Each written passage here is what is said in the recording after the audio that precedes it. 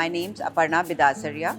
This show is titled Madmast. Madmast means to be totally lost in yourself, in the world, in your senses basically. So it's just to be lost and connect yourself, your inner self to the cosmos. So that's Madmast. The show is about, it's about how I feel about nature, how I interact with nature, how I emote with nature. So in a nutshell, Madmast is about that, and more so my work is about my connection to nature. I think there were a lot of inspirations for me. Nature, of course, per se. Then colors. Colors play a huge role with my work. Colors just kind of, they are my way of showing my emotions, my way of expressing myself. Then the way I throw my colors, the way I play with them, the strokes that I give, the splatter of paint, and all that is a process of how I work. It's my process of working. So I think the title of the show, Madmast, it's a 4-panel work, and they're huge works.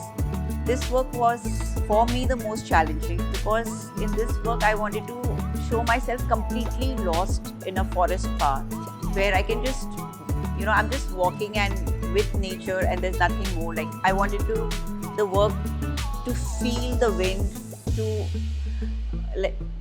the little branches that they're everywhere, the little leaves that they're everywhere, and the whoosh whoosh of the wind and nothing else. I just wanted that feeling, and which I feel to some extent I have achieved. Not really. There shouldn't be any limits to art because, like I said, art is human expression. But human expression does become contained with our own biases, our own cultural, we kind of put ourselves in a box. So there shouldn't be, but I can't say that there are not. Art is an expression of the human mind. As honest as I can with my work. So the last thing I did was I had a residency in Berlin, and now once I finish with this show, I really want to, everything that I experienced and thought of then, I want to put that practically and see how it sticks with my work, how I connect to it again, and if I can, add that in my work. So for the next 6 months, I want to work on all of that. So again, I go back to Berlin for this. Because in Berlin, it was a very different, what I saw and felt out there was very different to what I've ever felt with. It was very challenging. Their thinking is very different. They are not only very contemporary in their thinking, but they are very open. They're so open in their thinking. We can't, at least I have never felt like that. They kind of exploit every experiment to the maximum. And so maybe I would like to go back for some time and work again there loosely and not in this thing, and some collaborations out there with some artists that I would really love to do.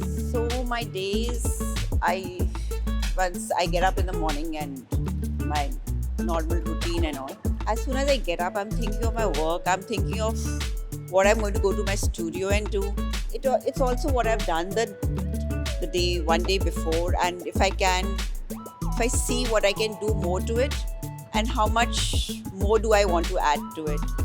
So there's a lot of, it's something which is a process. I keep on thinking, unthinking, keep looking at the photos of my work. Then I reach the studio around 11ish. The studio is also, I think I'm there for 5-6 hours, but I might work for just 2 hours, 1-2 hours. The rest of the time just goes into contemplation, mixing colors. Mixing colors takes a lot of time. It's a lot of tones I make, a lot of different shades I experiment with also.